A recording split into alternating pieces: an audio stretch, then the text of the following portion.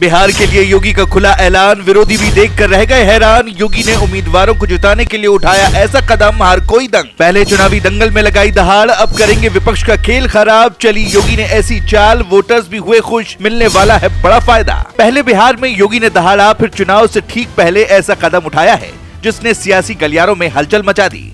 योगी सरकार ने राज्य में काम कर रहे बिहार के मूल निवासियों को 6 और 11 नवंबर यानी बिहार विधानसभा चुनाव के दोनों चरणों में विशेष अवकाश देने का फैसला किया है। अब चाहे वो सरकारी कर्मचारी हों, फैक्ट्री मजदूर हों या प्राइवेट सेक्टर में काम करने वाले बिहारी, सबको एक दिन की छुट्टी मिलेगी ताकि वो अपने गांव लौटकर वोट डाल सकें। चर्चा है कि योगी के इस कदम ने न सिर्फ लाखों बिहारी मतदाताओं को खुश कर दिया, बल्कि राजनीतिक विश्लेषक भी इसे योगी का मास्टर स्ट्रोक मान रहे हैं। दरअसल बिहार में 2 चरणों में चुनाव होने जा रहे हैं। 6 और 11 नवंबर ये वही तारीखें हैं जिनके लिए योगी सरकार ने खास आदेश जारी किया है। आदेश में कहा गया है कि यूपी के सभी सरकारी, अर्ध सरकारी, बोर्ड, निगम और निजी संस्थान अपने अपने यहाँ काम करने वाले बिहार के वैध मतदाताओं को अवकाश दें।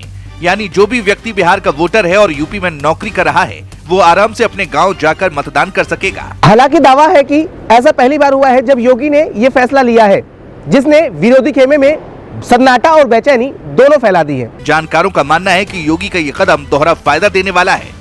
एक तरफ तो इससे यूपी में योगी की लोकतंत्र समर्थक और संविधान रक्षक छवि मजबूत होगी, दूसरी ओर बिहार के लाखों प्रवासी वोटरों के दिल में भी योगी बीजेपी के लिए आभार की लहर दौड़ जाएगी। बिहार में बीजेपी जेडीयू गठबंधन पहले से चुनावी मैदान में उतरा हुआ है और ऐसे में यूपी सरकार की ये पहल सीधे तौर पर उन सीटों पर असर डाल सकती है जहाँ मतों का अंतर बहुत कम होता है। दिलचस्प बात यह भी है कि योगी सरकार ने यह फैसला पूरी संवैधानिक भाषा में पेश किया, लेकिन उसका असर पूरी तरह राजनीतिक माना जा रहा है। सामान्य प्रशासन विभाग की ओर से जारी आदेश में कहा गया कि ये निर्णय लोकतांत्रिक प्रक्रिया को मजबूत करने और अंतर्राज्यीय सहयोग को बढ़ावा देने के लिए लिया गया है, लेकिन विपक्षी दलों ने इसे राजनीतिक स्टंट बताकर निशाना साधा। फिर भी लोगों के बीच इसका असर वैसा ही है जैसा योगी आदित्यनाथ चाहते थे।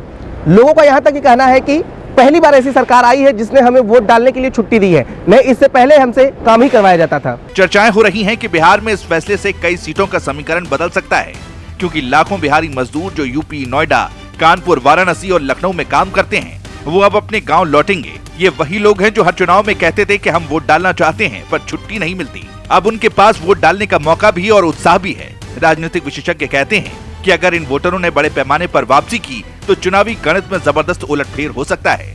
यही वो बिंदु है जो विरोधियों को बेचैन कर रहा है। विपक्ष के लिए छोटा फैसला नहीं बल्कि एक बड़ा चुनावी गेम चेंजर बन सकता है।